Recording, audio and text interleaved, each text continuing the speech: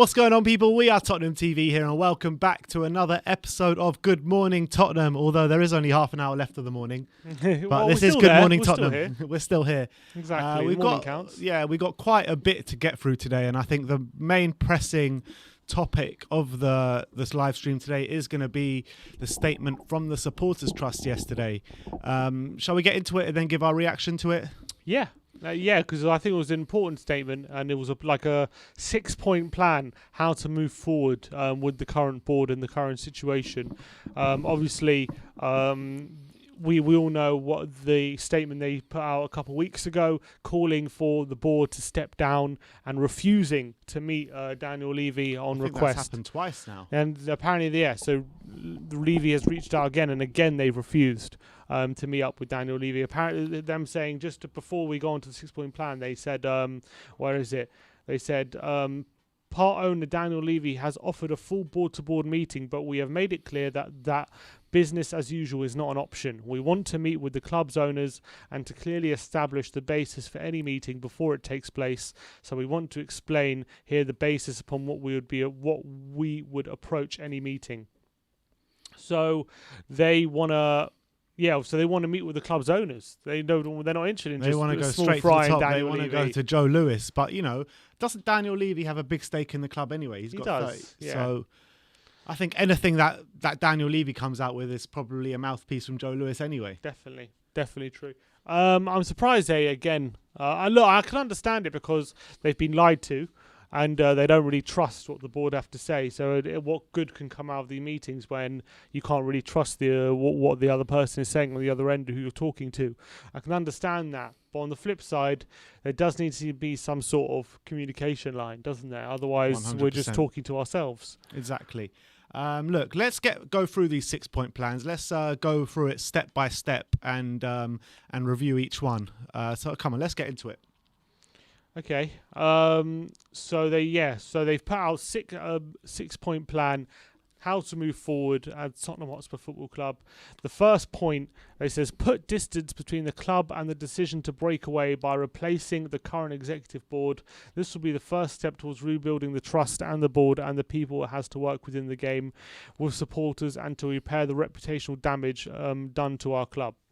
And I, as much as it will be difficult to do because whoever we replace is going to be replaced by the owners or people who think similarly, there does need to be a message sent that that they screwed up and they acknowledge that, and it's unacceptable. The people who led to that decision are clearly aren't capable anymore of making those kind of decisions when they all sat down and agreed to it. So they all have to take responsibility for that, and as well, it's not just trust between us, the fans, and the board, which is bad enough, which is bad, but it's also the trust between our board and now the other teams in the Premier League, is what they're saying, because there's a lot of ill will there, because what they try to do is destroy those other teams pretty much by breaking away.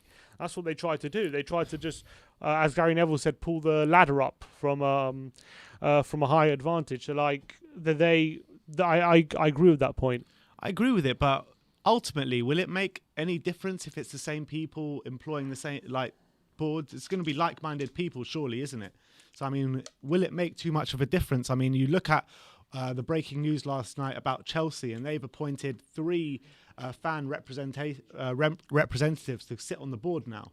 I think it's one of the points, but to be involved in talking about decisions. Correct. But I think that's part of the 6-point plan to get fan representatives on the board. But in terms of what they're saying, put distance between the club and the decision to break away. I feel like even though we came out and we obviously backtracked on it, we never apologised for it. We never apologised to the fans. We're the only club in England to not have done that.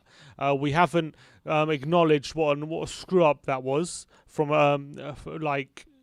first of all, not just from a PR perspective, but for the relationship and between the fans and the other club. So we haven't acknowledged any of that, and they need the people in the board need to take responsibility, and they haven't done that yet. They just think that things are going to carry on as normal, and we'll get away with what they tried to do. No shame whatsoever. Literally, no shame, no remorse, no nothing. Mm-hmm. Which is all right. What's the second step?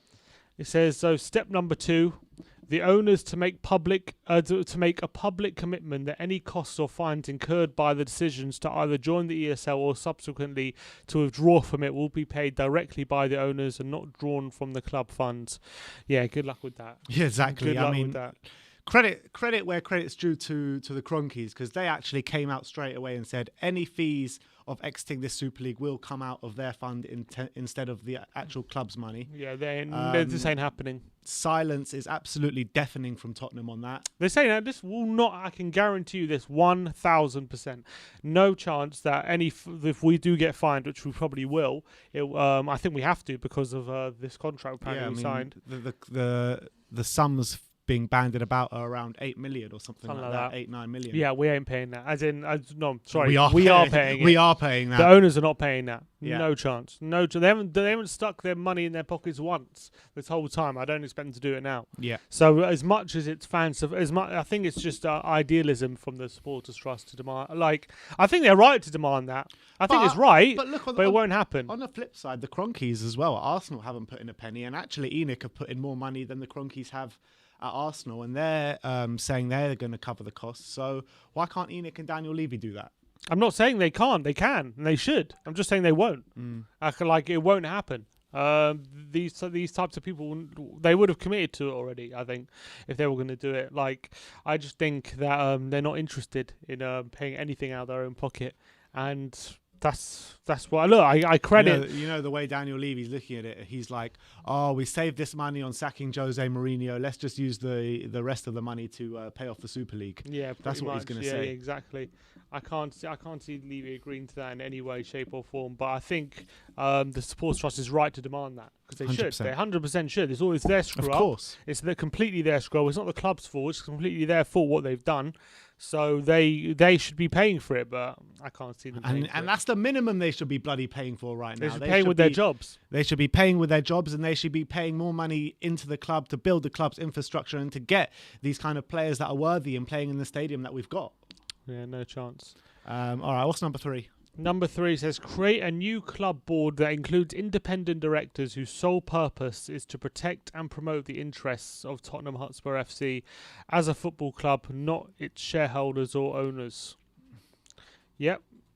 Okay, yeah, that follows on from number 1, which says the executive board should be fired, and then a new director should be appointed that promote the interests of Tottenham. How do you kind of appoint these kind of people to the board? That's the thing. You need. It's tough. Who appoints them? That's what I'm saying. Yeah, who votes for it? I guess the supporters trust need to have some say in that. Who's appointed to the board, but it's about who you trust, I guess, to appoint them. I don't know. It's hard to say. Maybe there should be someone appointed to help elect these people. I don't know. When you cast your mind back to 2001, I don't know, you're probably too young to remember it at the time, but when Daniel Levy and ENIC came into the club, that's what they painted themselves as fans of the club, been fans for years. They're well within the fan base. They know what the fan base wants, what it's all about. And that message has been completely lost within the 20 years. Definitely. And I'm just worried. I'm just worried if that happens again, money will just get to these people's heads, and the same thing will keep happening. Probably will. That's the thing. Money always gets to everyone's head. That's the sort of thing. Daniel Levy came into the club as a fan of Tottenham Hotspur. And now look what's happened. So, I mean, it's very difficult which way you look at and which way you want to go.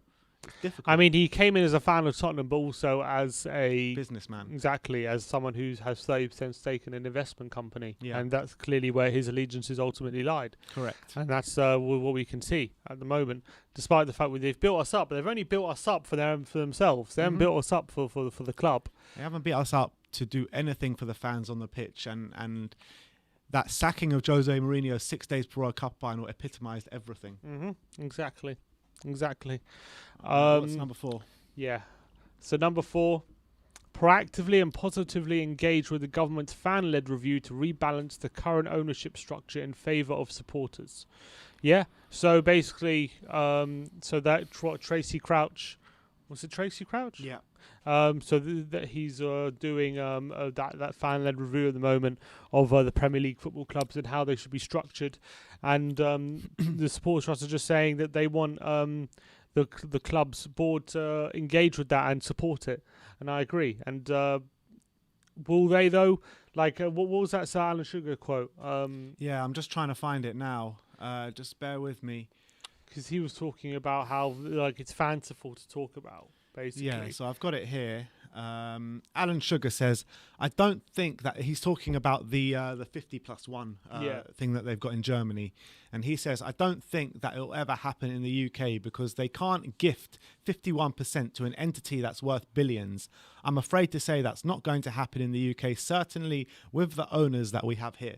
Yeah, that's what I'm saying. It makes complete sense. Yeah, it does, because they've brought in the billionaires, and there's no chance they're going to give away 51% of the club that they own when it's the amount of money that's been pumped into it, the amount of money that is in the game. Like, no, it's fanciful talk. Yeah, it's idealism. I know, and like Boris Johnson and Keir Starmer are trying to push for something like that or something similar to that. But I don't know. I mean, I'm not like a genius in politics and whatever like that, but I think that it's going to be extremely hard for them to implement something like that, especially when these billionaires are already within the club. Exactly. I think maybe they can try and like force something in for when clubs get bought over or taken over. But right now, as it stands with these current owners, I think it's next to impossible to bring in. Look, these billionaires can directly, not these specific billionaires, but there are billionaires that can directly affect policy by funding certain campaigns and making sure that certain things go through. And I've got no doubt about it that these billionaires are not going to let the government give away 51% of their club, of their asset. It's not going to happen. I just like they won't allow it to happen. Something like the government will say, "Oh, we tried, but it's not within the law." You know, they'll just come out with an excuse saying it's not possible, and like it's as easy as that. I don't think it's going to be possible for that to go forward. And again, I think supporters trust are right. That's what the club should be doing. But again, whether it's realistic, it's another thing. Look, at the end of the day, in this country, in most countries, the money men always win. Exactly. They always win. And they will again. I'm certain of that. Let's go. What's number 5? Number 5 says, commit to a full prior consultation with supporters on key non-playing and coaching decisions, and to introducing a system that requires the consent of supporters for those key decisions. The scope and range of these key decisions will be agreed by the new club board and a supervisory board of elected and accountable fan representatives drawn from across the supporter base, including but not limited to official supporters clubs, season ticket holders and Hotspur members, alongside recognised fan groups such as the Supporters Trust, and would be the mechanism for granting supporter consent for key decisions. Are we a recognised fan group? Or the WeAreTottenhamTV family? No, we are a recognised fan group. Definitely recognised. But one of the biggest, mate. Get Grandpa on the board. Yeah, I'd love to get Grandpa. He would love to be a trustee. Oh, he would love it. He would love it. Yeah, look, again, it's idealistic. That's the thing, and I agree with it. I pretty much agree with that point. There should be fans involved in the key non-playing, non-footballing decisions. In that rest, for example, having the highest season ticket prices in the league, there should be fans on the board to say like, well, why are we paying the highest season ticket price in the league when we've won one trophy in 20 years? Like, there should be a voice for that. Whereas they're all probably together saying, "Oh, we've got the stadium, let's just hike up, but they'll pay. If you build it, they'll pay." And that's probably all they're telling each other. And if the legacy fans don't want to come back anymore, we've got 60,000 fans waiting to come in anyway. Exactly. So there does need to be more fan representation. I agree with, and I like the point as well. A supervisory board of elected and accountable fan representatives drawn from across the supporter base, which is that seems a good idea as well. With season ticket holders, supporters clubs, all finding representatives that they can put forward to help with this, and that would definitely be a very good step forward, in my opinion. It would be, but ultimately, what I see this as like a token gesture, just to try get them out of trouble, and ultimately the fans will sit on the board and sit in these meetings, but will they have a say? Will they actually? Yeah, but at least have we'll a say? know. At least we'll know Yeah. for sure what's going on, and they could tell us, look, we were there. They made this decision. They made this decision for this reason, and this is what's happening. Basically, I mean, I with these people that own our club, I can see them having a token meeting with these fans involved, and then actually having a proper meeting after that or definitely, something they definitely without will. the fans. No, for sure. But I'm just saying, at least we'll have. We like if they're there for the decisions. In But theory, will they actually be there for the key decisions, or is it just something to give the fans a token gesture to shut us up, basically? I don't know. Well, I don't know, but I'm just saying, it obviously might turn into that. I'm just saying that if the fans are there for the key decision making, even if it is a token, at least they're in the room and they can let everyone else know what's going on in those rooms and what's going on in those discussions. And that's important because right now, all these decisions are being made for certain reasons, and we don't know why and what. We can only assume the worst because of how they've run the club. But if they're in the room, then at least we could maybe have some sort of explanations for things. Yeah. And also all they could say, look, they're being like very nefarious in their decision making, and this is why they're doing these decisions, all kind of stuff. So, I think of electing a supervisory board would be good, but that's also alongside a new club board, which is going to be hard to put together in that aspect. So, as much as I like the idea of it, whether in practice any of this is practical, I don't know, really, to be honest. I don't know. I mean, look, it's a really tough one. It really is tough because for the fans, I mean, it's tough to know which way to go and which way the actual board will respond. It's tough to know how to elect a new board when the guys electing the board are the exact same people that we're falling out with at the moment. I mean, it's just really tough decisions to make and to know which way the right way is actually to go. And then the last point, it says, commit to the creation of a share ownership structure that broadens ownership of the club and could potentially provide an injection of cash. So they're just saying, like, change the structures to just it's not just one owner. So maybe there's a few owners, and then so they're not just basically getting cash out of the club, and there's maybe an injection. That's what they're trying to say. I mean, I like cash injections. That's what I like. That's what I want to see. Of course, I want to see cash injections into this club. I mean, we've said it time and time again. We need to up our net spend, man. That's where we're failing big time at the moment, is on the pitch, and that's what we need to improve on. And I think that what they're saying there, in terms of committing to the creation of a share ownership structure that broadens the ownership of the club, that takes away, the majority of power. They'll still give them power, but it takes away some of the power, and that's exactly what we want, in my opinion. Yeah, I agree, and at least it's not just on one owner to inject cash and draw it out of the club. It's, if they get a few of them in there, then it balances out a bit, hopefully, and then you get the fan representation as well. That could ultimately lead to a better running of the club, because at the moment we all came to a head with this Super League where we really found out where their intentions really lied, and I think that can't be forgiven. I really don't think it can be forgiven what they tried to do. So that I think this 6-point plan is the start. Whether this is going to be followed, I don't think it will. I don't think it'll much of it will be implemented. It's going to be tough to implement any of it, to be honest.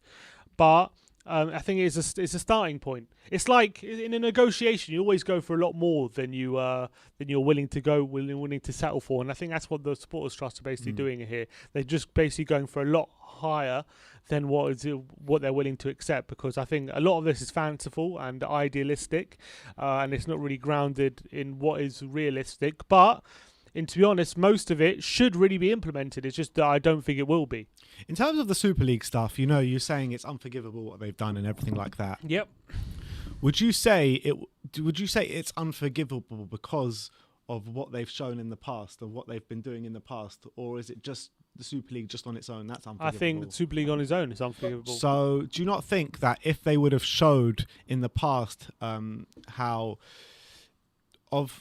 if they would have showed how into kind of improving us on the pitch year on year on year on, backing Poch, backing Harry Redknapp, backing Martin, backing all these managers, and then in the end of that going into the Super League just because everyone else is going into it, would you have forgiven them then if they carried on backing us on the pitch?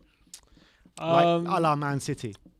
Yeah, if we had Man City's owners and they gave us everything we wanted, it would be definitely. It might be a bit easier, but still, I think even Man City's owners like what they tried to do. I know they were the last in and first out, but even then, I think it was near unforgivable what they tried to do. So I think it hurts more because of how they conduct themselves exactly in the last 10 years, let's say. Yeah, because I think there's always been a bit of debate surrounding around ENIC about whether they're building up the club to be self-sustainable, and then they're going to start investing heavily in the club and the play on the footballing side, and they're building us for long-term sustainability, and we're going to become a big club. Or it's either that, or are they building the club up so they can draw as much money out of the club as possible, and they don't have any interest in the footballing side, and not really bothered by that. And their only interest in the footballing side is getting Champions League football, so they get as much revenue as possible, so they can bleed the club dry, basically, out of any money.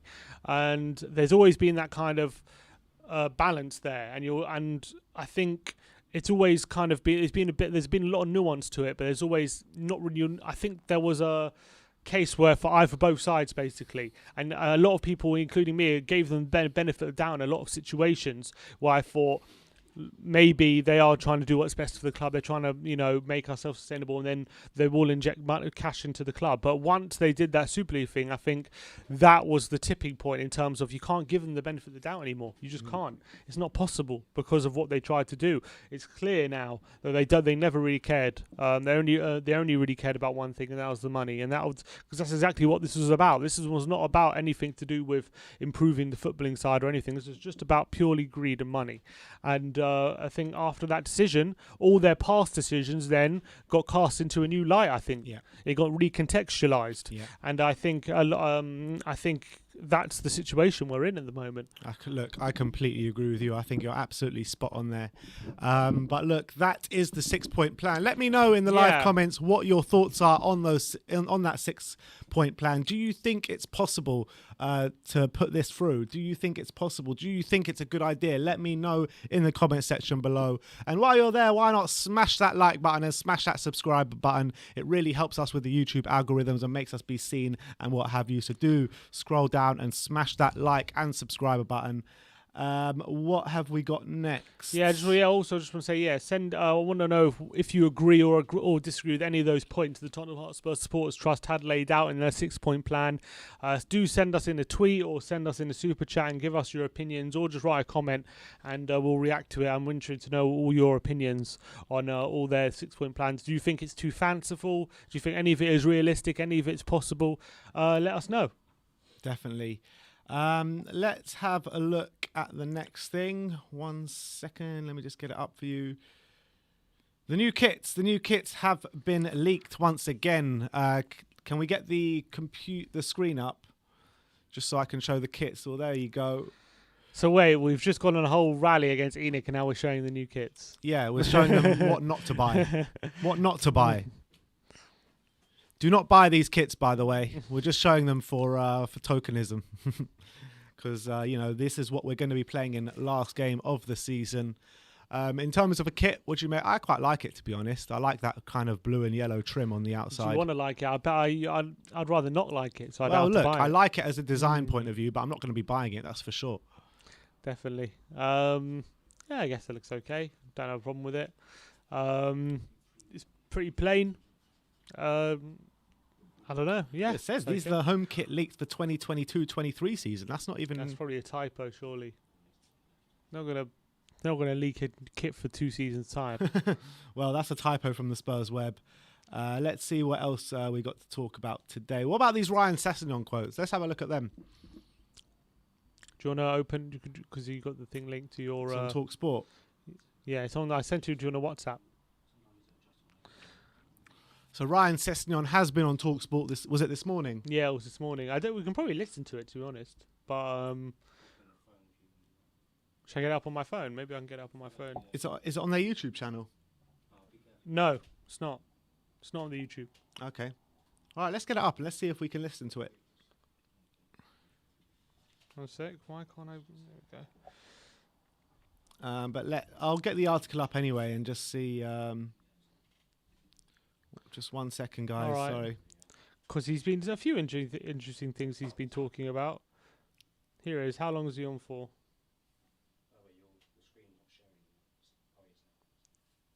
It's 3 minutes long. All right, let's listen to it. Should we listen to it? Oh, we don't. We just need the audio. We don't need the video. I think so. You can put the audio on with that holding image on my screen.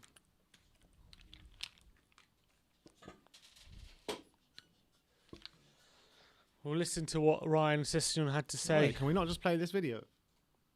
Yeah, well, that's what I've got, but it's Okay. It's not quite working. Is the audio going to come But through? the audio's coming through the phone, yeah? No, I've got. Yeah, I've pressed play. No. Sorry, guys. 1 sec. Audio is coming through my computer. That's why. No, but I'm trying to. Oh. We're trying to get it through the phone. They're I'll not read doing out it some through of the you. phone, they're doing it through the Porsche computer. way into the team, obviously, which No, the will audio's which coming. Obviously go on holiday and stuff like that, and then evaluate the Right, I can hear it situation now. with Even if Spurs we- going oh, to yeah, we can hear it. pre-season, fit and ready and show what I can All right, do. let's and start then, it yeah, again from and let's there. go into All it. right, we can hear it. Yep. Is it me or you? Me.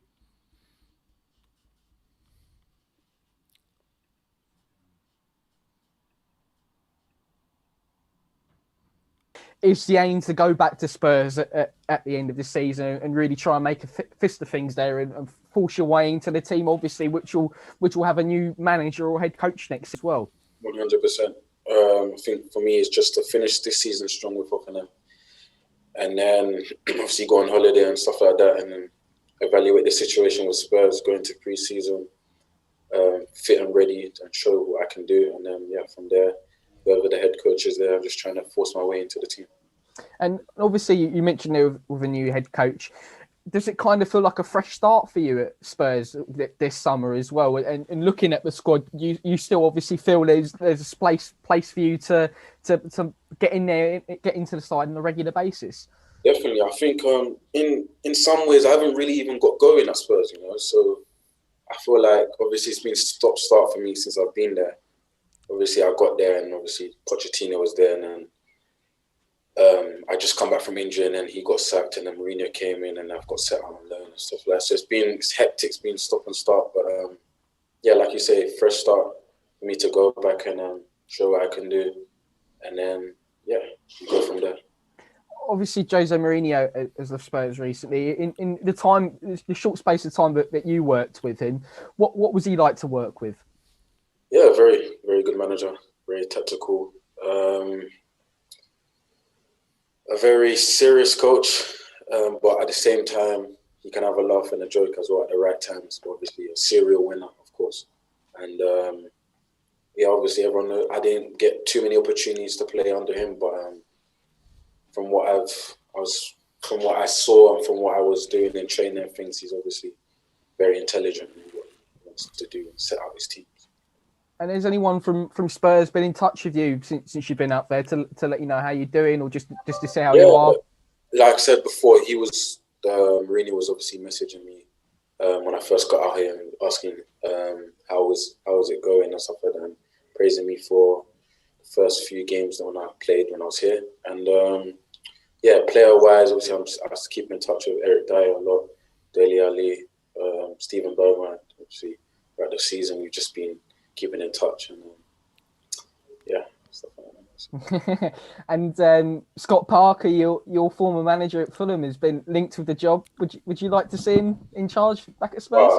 That would be honestly very, very, for me, very good, because obviously everyone knows the relationship I have with Scott. Top guy, top man, top coach, and just an all-round great guy who's obviously one of the players. And I played with him when his last season, I think, in professional football, my first. So someone that obviously believes in me as well. So if he was obviously to get the job, it would be great for him. Wow, that's quite interesting, isn't it? The words he had about Scott Parker, saying he would love him at Spurs. It would be great for him, he said. Trying to think, when that mad season he had, that wasn't under Scott Parker managing, No, was it? they But played alongside each other that They were season. playing alongside each other.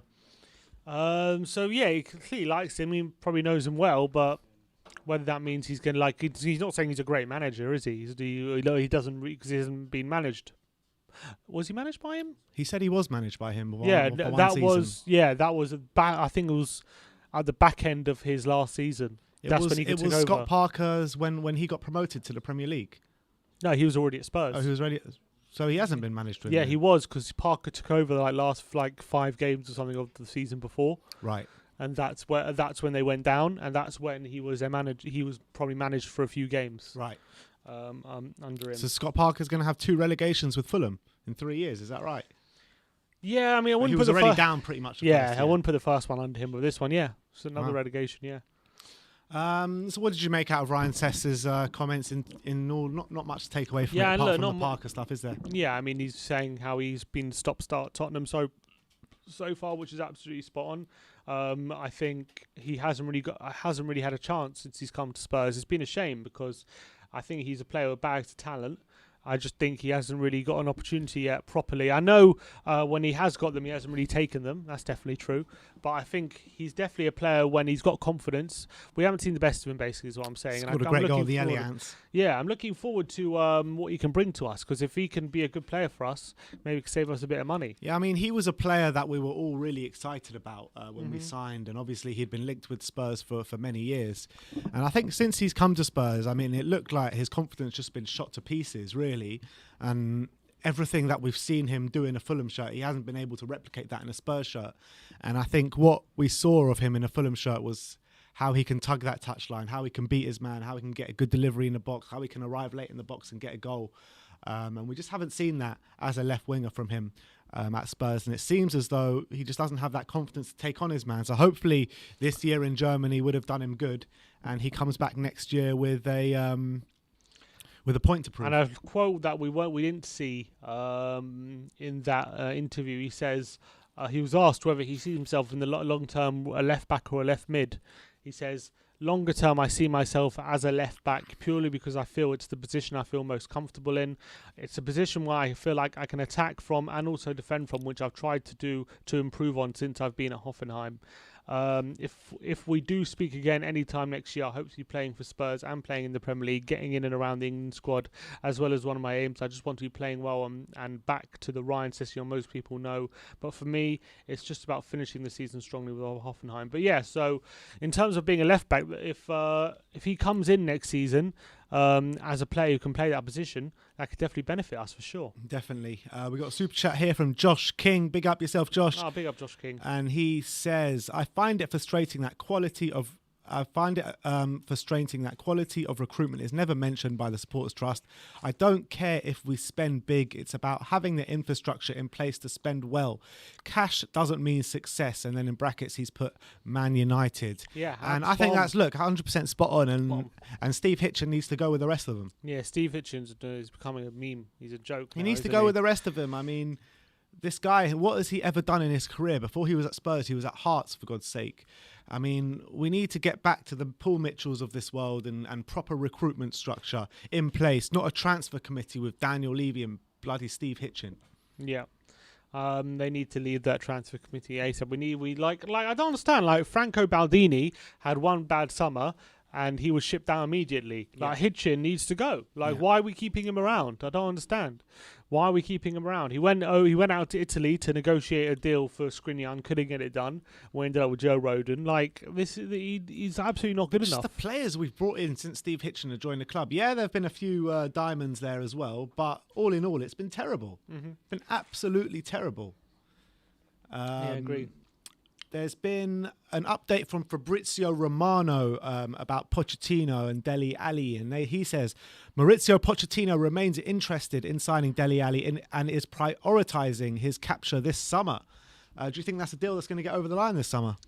If Pochettino's still in a job, we'll see. But Well, if Pochettino's not in a job, come home, man. exactly. Come home. Well, look, they went out yesterday, obviously to Man City in what was you got to say a great defensive display by Man City. Ruben Dias last night, Yeah, man. he was a stalwart, wasn't he? Absolute stalwart. You know, he was another one that we were linked with in the summer. Oh, bad news! Breaking news about Oliver Skipp. Oh boy. He's has to undergo surgery to repair a metatarsal fracture, which he's now undergone. So he'll miss a start next season. Sounds like it. Metatarsal, I think that's usually about 3 or 4 months. Yeah. What a blow! What a blow for him. Shame. Obviously, it happens in the last few games of the season. Yeah, he has returned to Tottenham to undergo. So he's left that Norwich spell's now ended. But that is a massive shame. That is a about big Ollie shame. Skipp. Yeah. Spurs just putting out a statement now saying it. So wish him a speedy recovery. Yeah, definitely. And he could have started the season in the team at this rate, but unfortunately that ain't going to be happening now. That's such a shame. Yeah, well, maybe it'll force Levy's hand to make another signing. So Don't think so. Don't think so. Wouldn't count on it. But as we were saying yesterday, yeah, great defensive display by Man City. I thought there were shades over both legs. There were shades of Battle of the Bridge from Tottenham, from a Tottenham perspective. Yeah, that's what we were saying in the comments last night. As soon as they went behind, like all the game was getting away from them. It was like they just lost their heads completely, and both legs they did. And it looks as though Pochettino was on the sideline trying to control them, and he just couldn't. They clearly their mentality is weak for a lot of these players at PSG, because as soon as they start losing, they all lose their heads completely, and they start kicking out and not really caring about anything. And that Di Maria kick out was so unnecessary and ridiculous, like very, very stupid from him. I don't understand why he's doing that. And then the other player, like Verratti, was very lucky to stay on, and a few other players were very lucky to stay on the pitch after that. So there was just a massive element of regret watching yesterday and watching Ruben Dias just smash it out.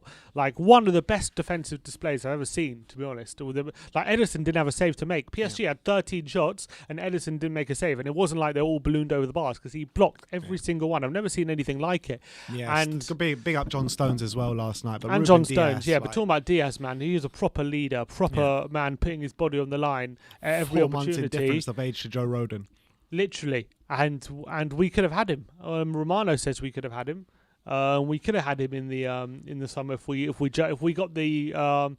jumped ahead of Man City and got there first. We could have had him, but we decided to wait and not go for it, not stump up the 35 million they wanted for him.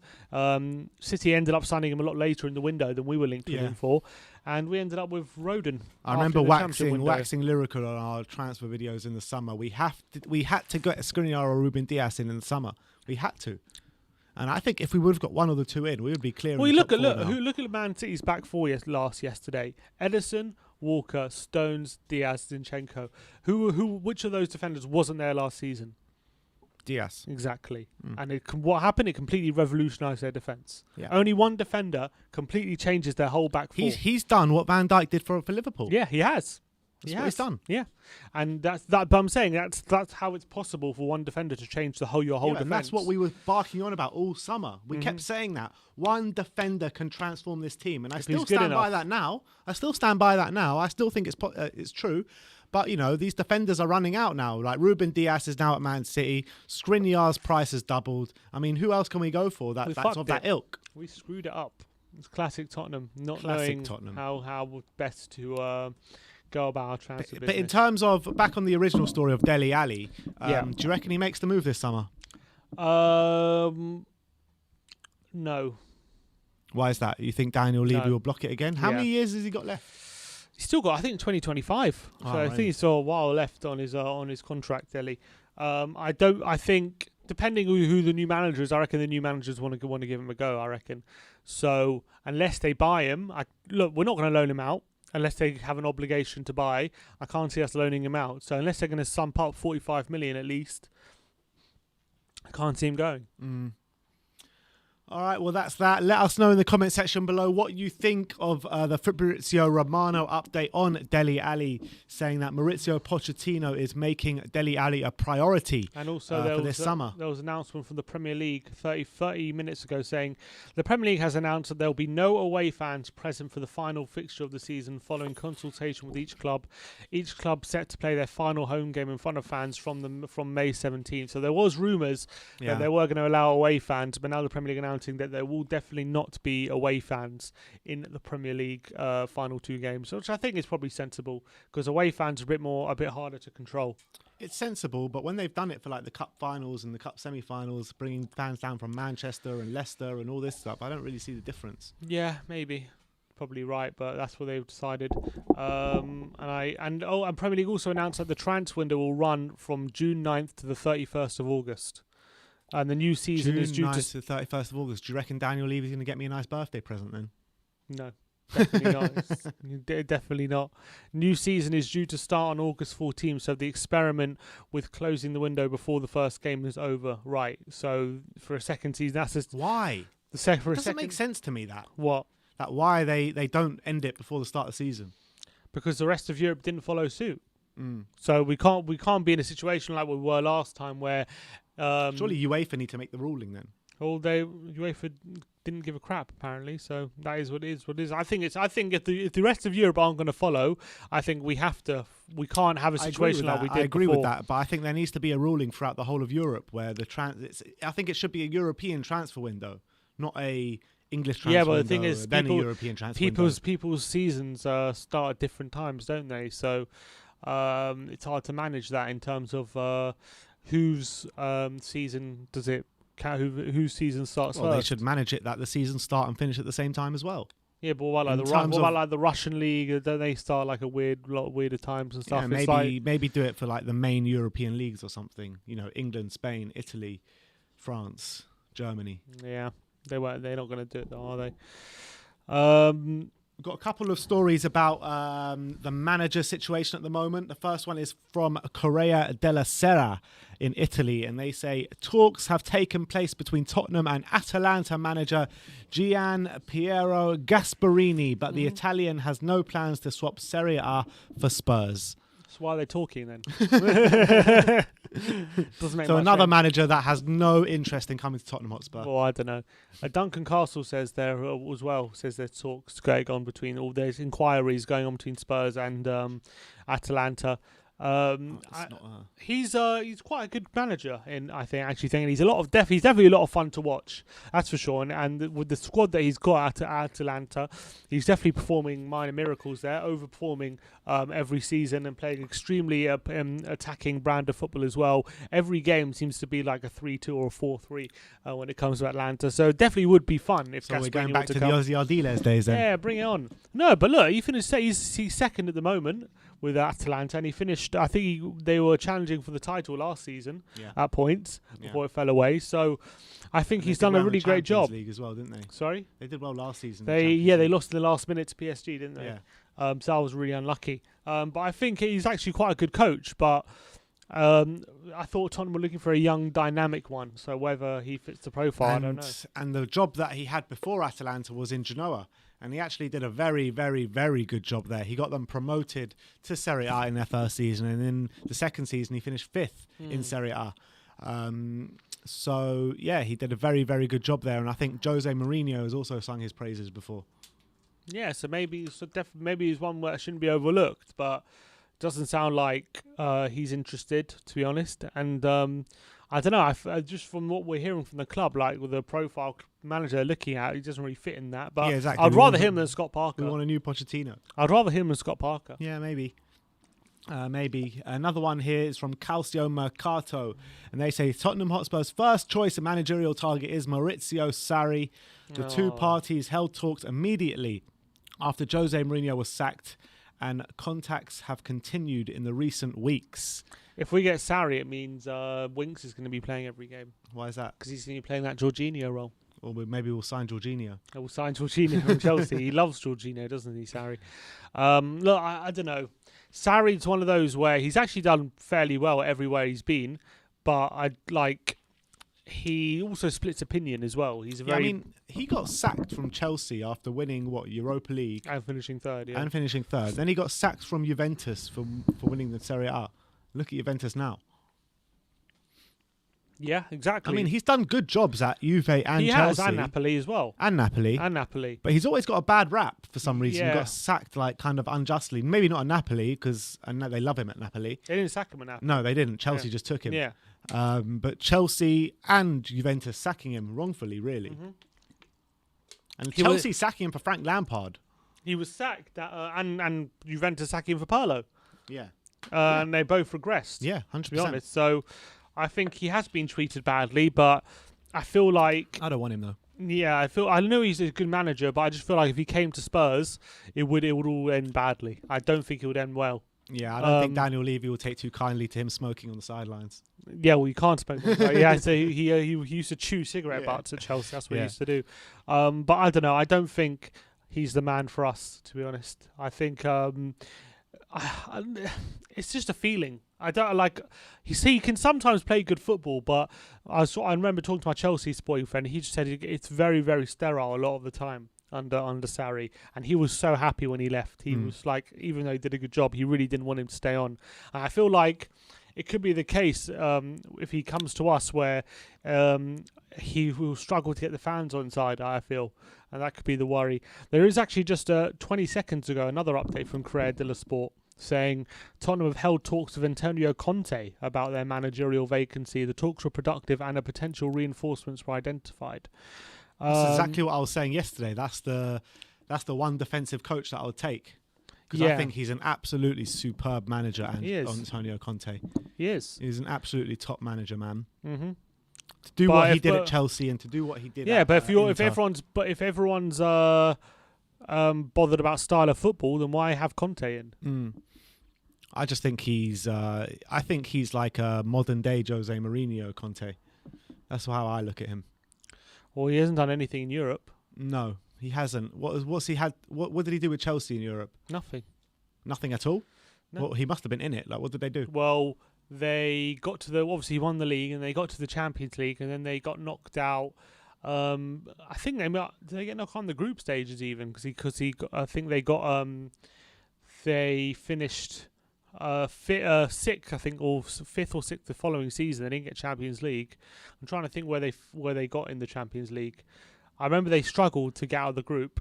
I can't remember if they failed to get out of the group or not. They definitely didn't get past like the quarters or something. And Inter did terrible in Europe this season. Didn't Exactly. Inter did really badly in Europe. They got knocked out of the group stages. So he doesn't, and for Juventus as well, he didn't do very well in Europe. So he doesn't have much pedigree there, but he definitely has pedigree when it comes to in domestic. leagues, yeah. That's for sure. I mean, winning the league with Inter is very, very impressive. The way he's done it as well is very impressive. I mean, he's won what, 2 league titles since Jose Mourinho's last won a title. Yeah.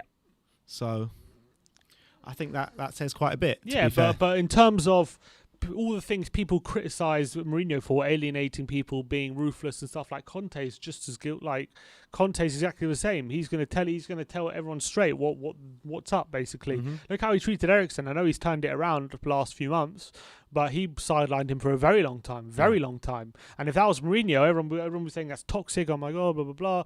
But because it's working for Conte, the Eriksen thing was very similar to the Tanguy and Ndombele thing, wasn't it?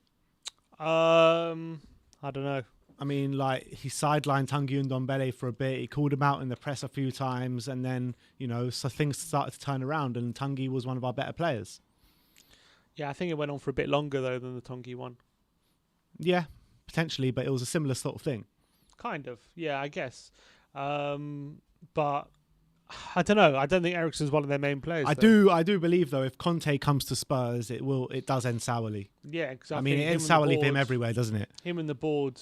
Him and the board will not get on whatsoever. As much as I love Conte, you need to give him the tools to succeed, and I don't know if we will. I really don't know if we will.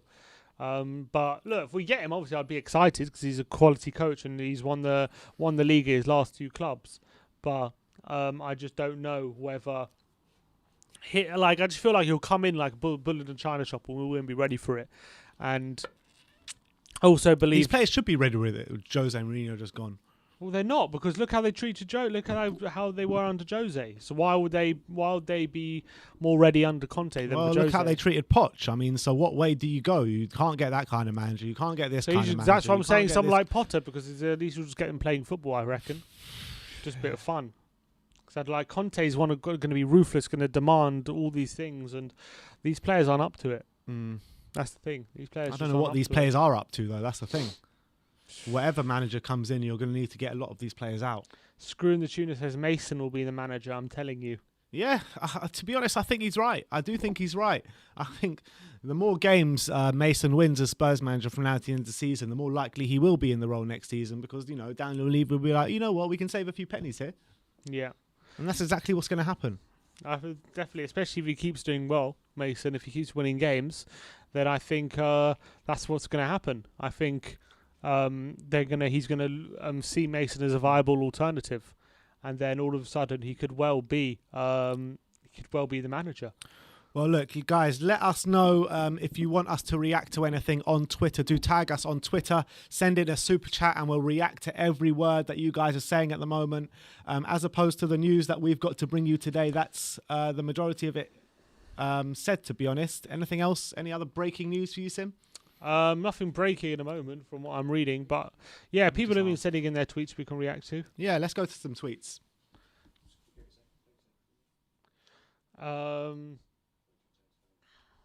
Yeah, it says so. Barlow, not official, says, could we not stump up $1,000 each amongst enough of us and buy 51%? How much would 51% be? 1 billion.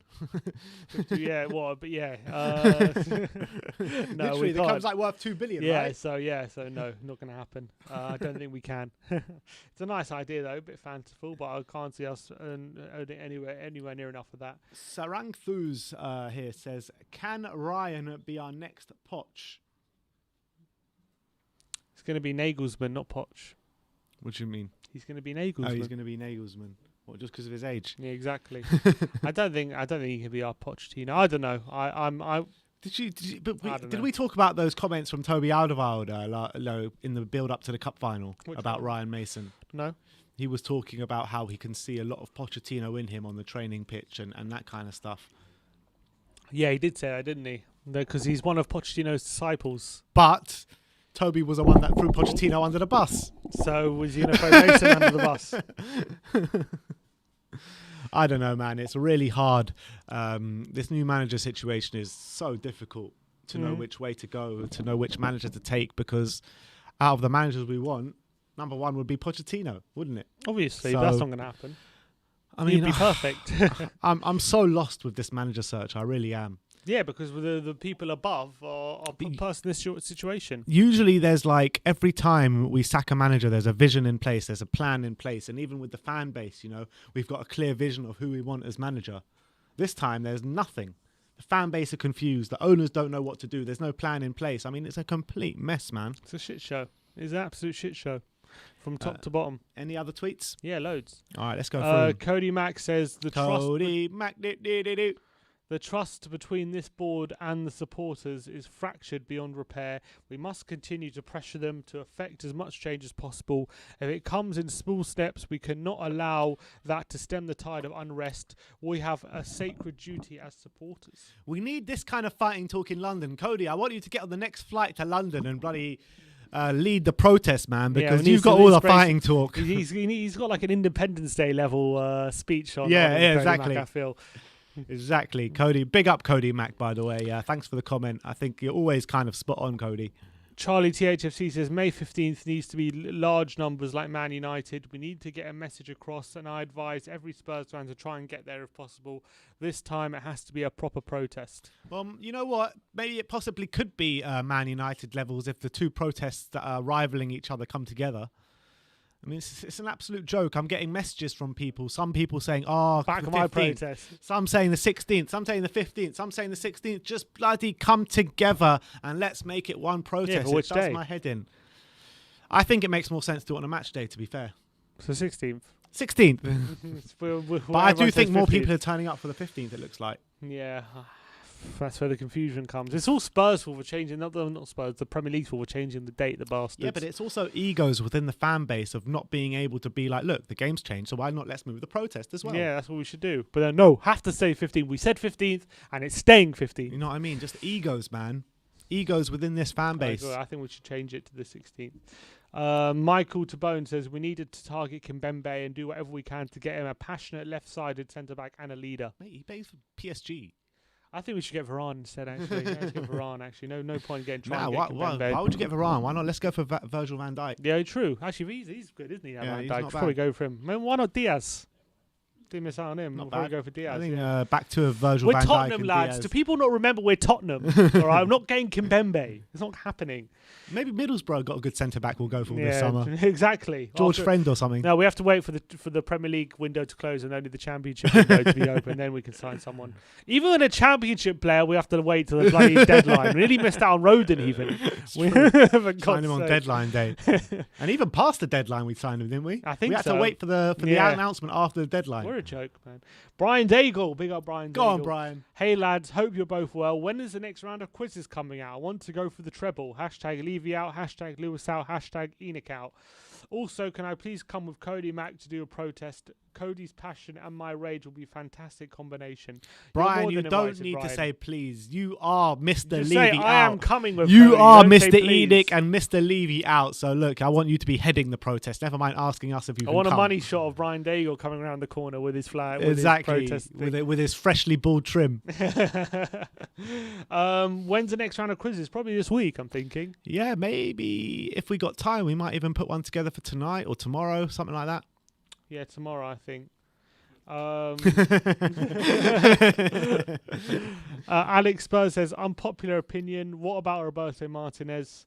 I think No, no, not for me. Not for. I don't think he'd be a success here, Roberto Martinez. Martinez, I mean, for me, it seems as though he talks a big game, but he can't walk the walk. He can talk the talk, but not walk the walk. And I think that's a bit similar to managers like Mikel Arteta.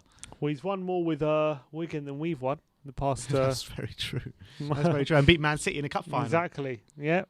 Which is what we would definitely failed to do. Albeit a much worse Man City side than they are now. That's true, but I don't know. I think he's done okay. I think he's a decent manager, but he's not one who I think can improve on what we have. I wasn't overly impressed with the job he did at Everton. No. I think even as Belgian manager, I think he should be doing better than he's doing. Yeah, I agree. The squad that they have there is absolutely insane. It's insane. So, for me, Roberto Martinez now no chance. Although I think the golden period might be passing. Definitely in defence, that's for sure. Yeah, exactly. They company Toby They still and got Jan and Toby, Jan, and Vermaelen. exactly Vermaelen as well. Bloody hell, man! So I think he's kind of might have wasted that golden period. Maybe. KJ13 says, who do you think needs to go and come back in the squad for next season with loans, New and Deadwood? Oh, that's a whole other video. Excellent. We'll answer you on the next video. Excellent says Daniel Levy still thinks players like Winks and Sissoko and Dele are still the same players they were.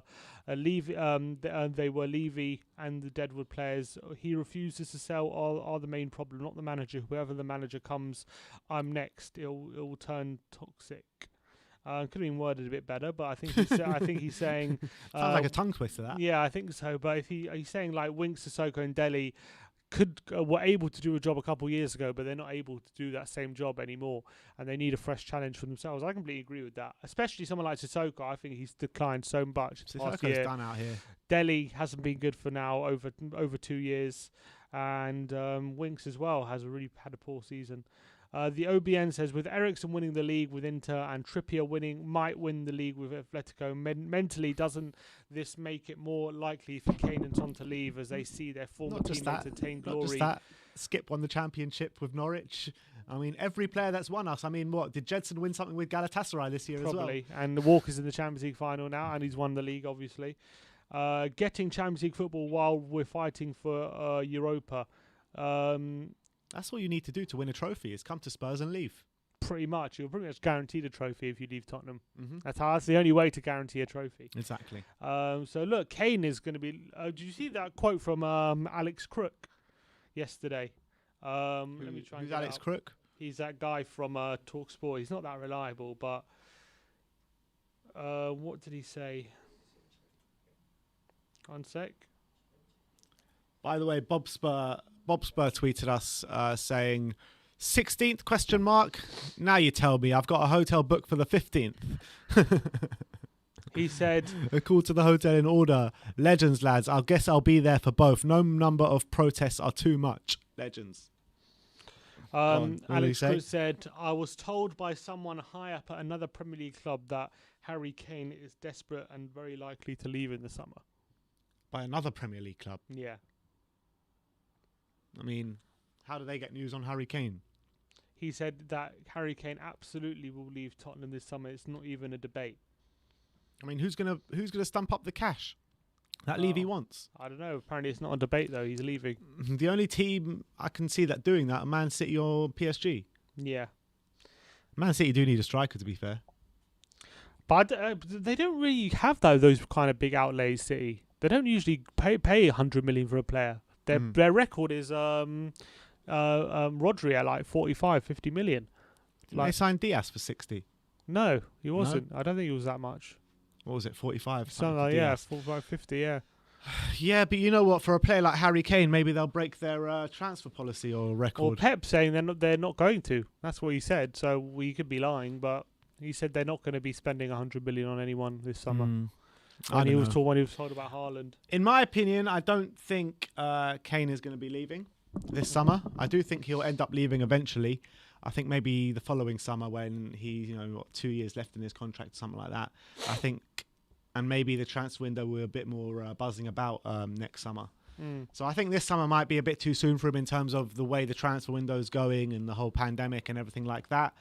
But yeah, I don't think Kane's leaving this summer. What about you? Yeah, I think right now it's more likely he'll stay, but I could definitely see it like rumbling on like the whole summer whether he'll stay or go, and like there'll be many clubs linked with him, and it's definitely going to be a stressful summer. But I do think he'll end up staying, but not through choice. Yeah, the rumours are going to be endless this summer. Yeah, exactly. There's going to be a lot. I'm not looking forward to it. Hopefully the Euros can maybe bring us some joy. That's luckily he's got the Euros to distract him from it. True. Because otherwise, it was definitely just going to be a summer full of transfer rumours. Adrian Purvis says, I'm infuriated that we had to pay to renew our season tickets before knowing who will be our next manager. Well, actually, renewal closes on June the 3rd, so you didn't have to renew just yet. Yeah, he's done it already. He says all the future for many squad members basically held to ransom. Yeah, you've got a bit of time before you have to confirm the season tickets, but I agree. They've definitely done it as early as possible, and it's never nice not knowing what the club's going to look like next season. They expect you to sign on with your season ticket without knowing all these key things. Yeah, which is true. Yeah. This GeoKZ with a cactus emoji, he says, a side note from Spurs and the manager hunt, I checked Social Blade and your channel is set to reach 100k by the end of this. Oh, thank you. Thank you very much for doing the research for us. Thank you, man. Check in on our Social Blade. Big up to you. Well, you know what? All you guys out there can help speed up the process. Everyone scroll down, smash that subscriber button. Let's get to 100k, guys. Yeah, let's go by the end of the week. Forget the end of the year. Exactly. Forget the end of the year. Simon Stevens says Levy shouldn't be the man making this decision. How many managers has he sacked? At what point is he the problem? At what point is he the problem? He's been the problem for a while, I think. The unknown Spurs fan says, can we not give Ryan Mason credit? I want him out before we embarrass ourselves at Ellen Road. Please. And the fact that Ledley King was not appointed as interim manager shows what's going on in that club. Absolutely disgusting. Look, I think it's hard to talk about Ledley King like that because everyone knows he's a club legend. He's held dearly to all our hearts as Spurs fans.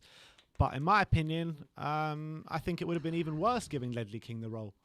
I think Ledley King has less experience than Ryan Mason and being at the forefront of things. And I think that out of the three of them, you probably should have given Chris Powell the role. He's the only one that's had experience. Can we not give Mason credit? I want him out before we embarrass ourselves at Ellen Road. So we want to give him credit. Contradiction much? In the same sentence. It's in the same sentence. Big up expressions in the chat.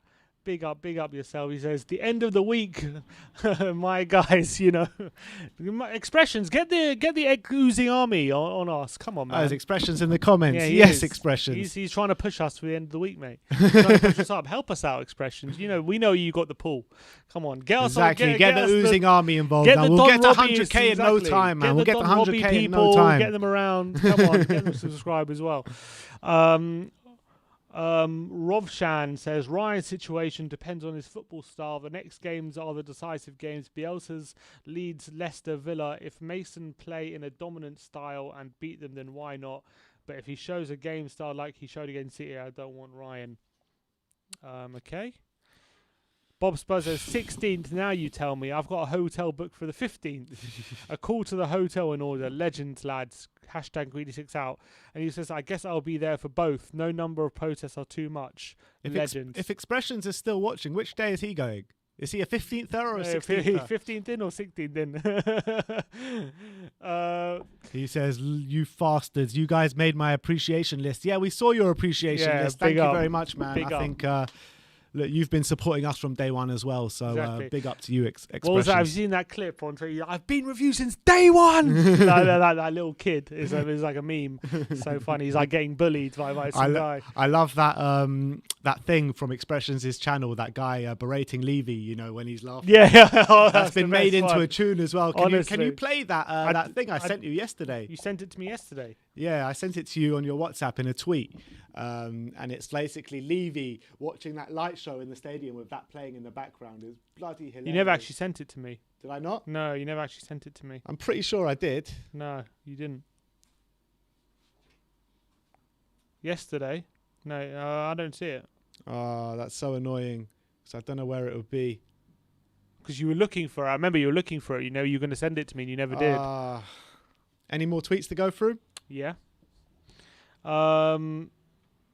Well, it says, we as Tottenham, this is the unknown Tottenham fan again. He says, we as Spurs Tottenham fans should not be proud of the win against Sheffield United. The real test for Ryan Mason is at Ellen Road.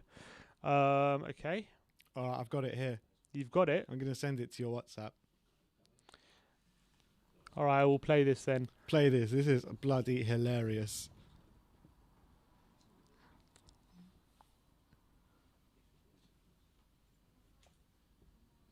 Expressions going, he'll go as long as it doesn't turn into a pick fest. I hear it. Work needs to be done 100%. Yeah? I agree with you, man. Would I be able to hear this?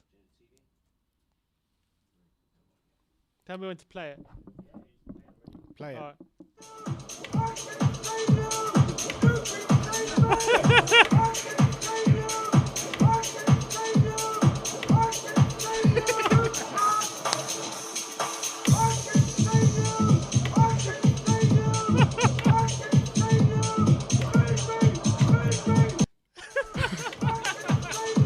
One more time.